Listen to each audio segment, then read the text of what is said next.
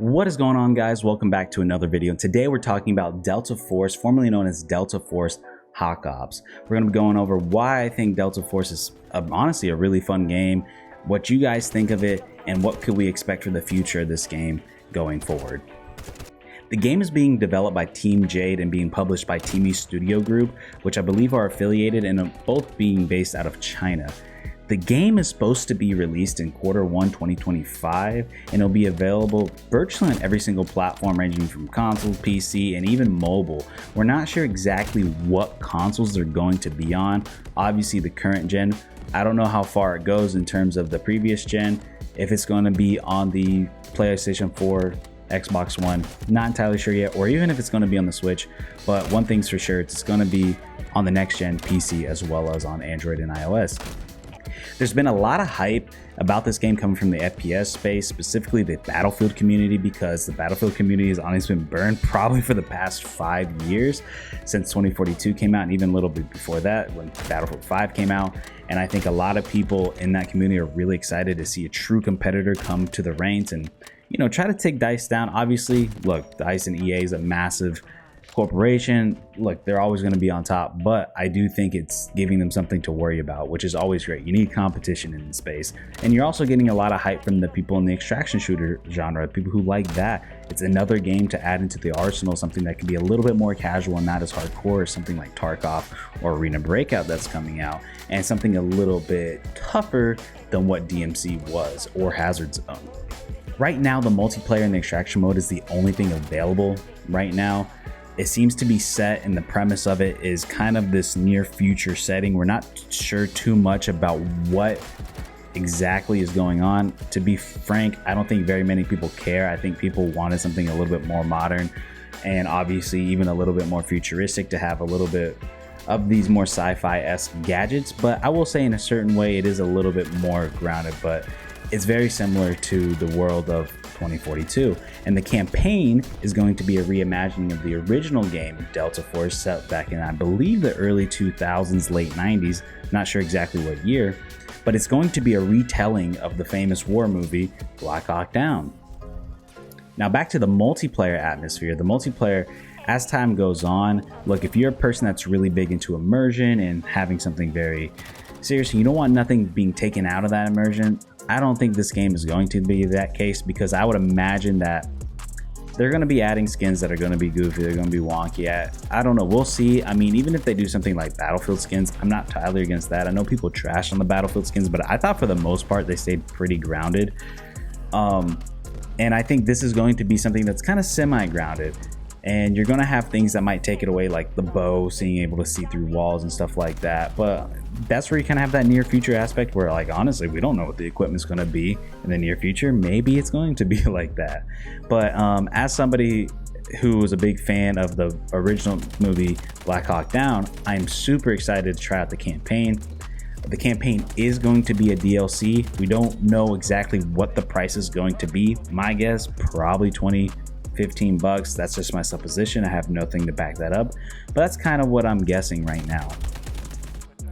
Now let's get into the gameplay mechanics. I would say the gameplay is very, very smooth. It didn't feel clunky at all. I was honestly expecting it to, because watching a lot of the gameplay footage leading up to this point, I kind of got that vibe, but honestly playing it, it felt very similar to Modern Warfare or Battlefield 2042. I would say probably more so the Battlefield route, because Modern Warfare movement can get a little crazy and has a little bit more elements to it, versus Battlefield doesn't as much. But the one weird thing I did see was that only one character has sliding, which at first I didn't like, but then I kind of got used to. I wouldn't mind all characters being able to slide, and maybe that's something they add, but it also didn't bother me as much as I thought it was going to in the beginning. I think you just generally kind of get used to it. I would say the game has done an amazing job of being optimized as well. It's been super smooth, no issues at all, and I think a big part of this is because, one, they come from a mobile background, these developers, and the game is supposed to drop on mobile. Obviously, I don't know how different those processes are going to be.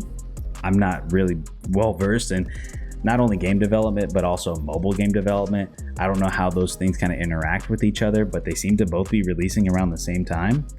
But I think the big part of it is that this game is being built on Unreal Engine 4, which I thought was a really big deal, because sure, could this game been built on Unreal Engine 5? Because by the time they started probably actually developing this game, Unreal Engine 5 has already been out. But I think playing it safe with Unreal Engine 4, an engine that is, you know, tried and tested and proven and has multiple plethora of ways of, you know, information out there to make sure the game is optimized as smooth as possible. When you're dealing with a game of this size, you know, it could be pretty demanding on a lot of these lower end PCs, consoles, so on and so forth. So I think going with the engine, you know, you want to set yourself up to be as successful as possible at launch. That's how you keep the success of the game going, and making sure people don't just like try it and be like, oh, this sucks, I can barely play it, and just absolutely leave. You want to make sure they're having a good experience. And I think coming out of the gate as clean as possible, especially if you're going to be a brand new IP.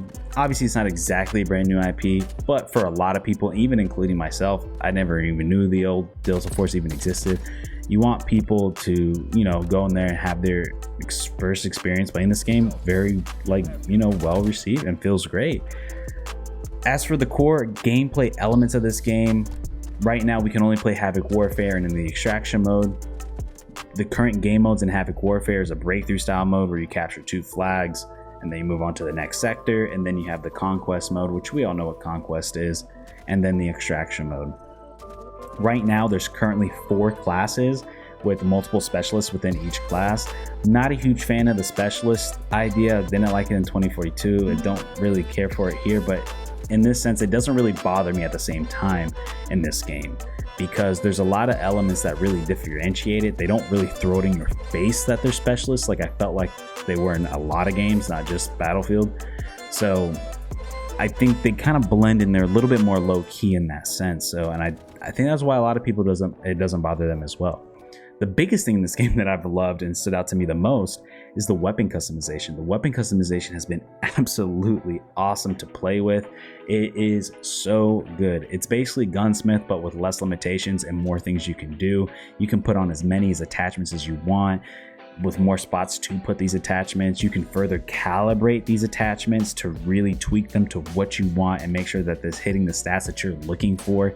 And then you can easily go into a fire range mode where you can quickly test it out, try it, see if you like it, decrease it, increase it. It just makes the whole process super smooth of really testing out and trying a gun without having to, like, you know, let's mess with it here and then go to the firing range. Obviously, you don't have that capability to really edit anything in game, but having that ease of access of the firing range, it kind of makes up for that. So you can easily go in there and tweak it however you want. But in the game, you can switch classes. As it currently stands right now, the destruction in the game is pretty minor. It is there, but it's not super present. I mean, some of where the flags are, you can destroy some stuff and kind of destroy some walls, but pretty much the structural integrity of the entire buildings pretty much stands. Some small things get destroyed, but nothing absolutely crazy or mind-blowing in that sense. I'm curious to see what these new future maps at launch, if they're going to be more destruction in there, but yeah, we'll see. Obviously there's vehicles. I haven't get a chance to really mess with the vehicles too much. It's been honestly kind of hard to get into vehicles. And then the few times I have gotten into them, didn't really have enough gameplay that was worth putting onto the video. But yeah, as for games that are very similar, obviously I talked about it at length. It is very, very similar to 2042 in terms of gadgets, maps, animations, art styles. It's almost one-to-one. I mean, the medic guy shoots a pistol just like Falk in Battlefield 2042. So much of it is very similar. But I will say the visual recoil is very similar to Modern Warfare series. It reminds me a lot of that, specifically Modern Warfare 3, where it's the right amount. It's not too much. I know for, like, especially Modern Warfare 2, there was just a ton where it just felt like it was just there to be there. I feel like the visual recoil in this game really matches the actual recoil of the gun. So, you know, you want to make sure you're putting things that really help with muzzle flash and whatnot. Things you don't really have to worry about in other games, but I would say in this game that you do. Okay, as for graphics and audio, man, the graphics in this game, it looks great, man. It doesn't look anything amazing. It's not pushing any boundaries or anything. It is Unreal Engine 4 at the end of the day, but it looks great. It looks really good. The art style, like I said, is this new futuristic. It's a little bit more grounded. It's kind of sci-fi. I don't really want to put it in that sci-fi realm. Obviously, it's near future, but I would say it feels like a current military shooter. with a lot of the current guns and weapons, but for the most part, there's a little bit of things where you're like, okay, here's where you get a little sci-fi-y. But in general, I like the art style. I think it's cool. I think it's different. There's not very many people or games that are doing that kind of fits into that niche range. Obviously, you have kind of modern, but then you also have sci-fi. So having that kind of in between is pretty cool. And then, yeah, man, as for the audio, no real corny sound bites, which I'm super pumped and glad to see, because there's nothing I hate more than sound bites. I was playing Marvel Rivals recently and I was playing a good amount of it, and man, the sound bites are just so annoying in that game. I just had to completely shut it off. So the less of that, the better. That's just me though. Not a lot of dialogue in general, honestly. Even in the extraction mode where there's a little bit more quest lines and stuff like that, you don't really hear much. I would say the gun audio sounds pretty good, honestly. It was really good. Not super huge differentiating sounds within the guns, but enough to where you can kind of pick out what it is. But as for the general sound of when the gun's shooting, it sounds awesome, honestly. And then the environmental sounds are pretty good. And one thing I do want to point out, those footsteps are super loud in this game. It's one thing that I've picked up on a lot. You know, be careful where you're running, or be prepared at any corner, because man, people can hear you from like a mile away in this game. If you tune your headset the right way and use your certain audio mixers using SteelSeries GG or whatever it might be, you can hear pretty damn good.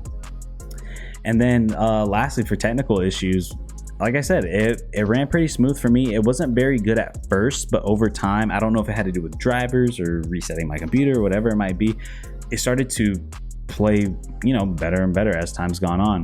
So, and then as for the weapon balancing and like bugs or things like that, no real, honestly, I didn't really come across any bugs. I think one time I got stuck and they weren't able to revive me for whatever reason, but for the most part, nothing crazy game-breaking bugs that I've personally come across.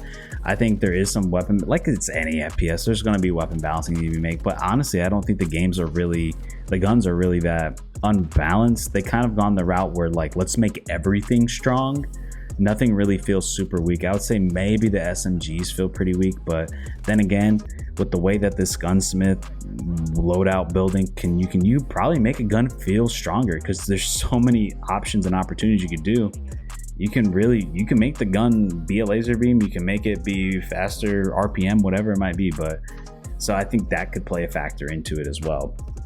As for the future game modes, I don't know what else is going to be. They haven't really talked about if there's going to be other game modes outside of the two main Havoc Warfare ones, as well as the Extraction one. And so not entirely sure how that's going to play out. I do want to talk about the Extraction mode real quick. I do find the Extraction mode to be pretty much that good in between of Tarkov and DMZ, where not as hardcore as Tarkov, not as easy or glorified battle royale as DMZ was. It's kind of that in between where you have to stitch yourself up, you got to fix certain body parts, you got to heal and all that things, but they do make it easier for you to go in there, grab a gun and get in there and start killing some people. You don't have to start out in your underwear or with virtually nothing like you do in Tarkov. Overall though, the game is getting great reception from everybody. Honestly, everywhere I look, people are loving it. I'm loving it in game, in YouTube videos, whatever it is. I know there's certain small complaints about little gun balancing, whatever it might be, but you know, those are just things that can easily get tweaked and changed as time goes on. But the core game itself, people are generally seem to loving.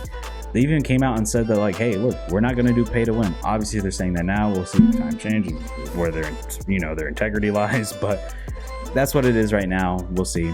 As for my personal experience, I think this game is an absolute breath of fresh air in the Battlefield style genre. We haven't seen nothing like this in a long time. It seems like everything that's tried to compete with this really failed. World War III, Battlefront kind of shut down early, which was, I like Battlefront 2, but didn't really have the legs.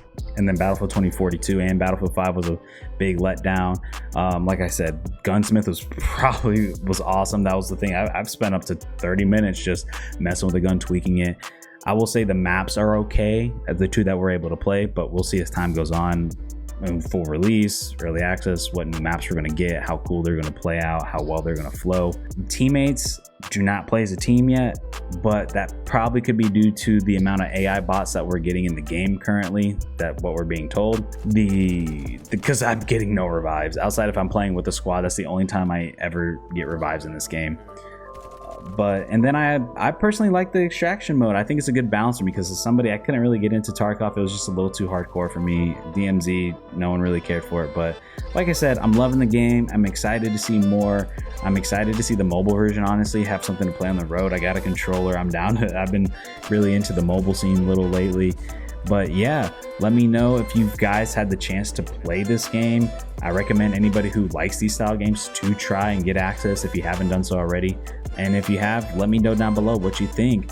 Thank you for watching. If you like more reviews and gaming discussions of news and topics and things like this, feel free to hit that like and subscribe button and be on the lookout for more. And I'll catch you guys in the next one. Peace out, everybody.